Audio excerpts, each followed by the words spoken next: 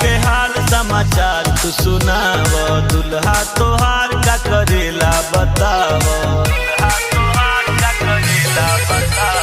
ससुरा के हाल समाचार तू सुनाव, दुल्हा तोहार का